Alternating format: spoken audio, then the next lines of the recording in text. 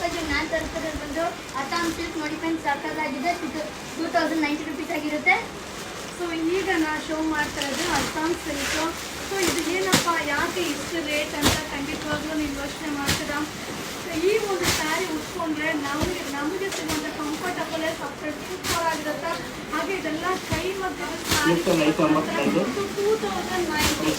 ಈ ಸ್ಯಾರಿನ ಉಟ್ಟಾಗಲೇ ಗೊತ್ತಾಗೋದು but super duper ಆಗಿದೆ.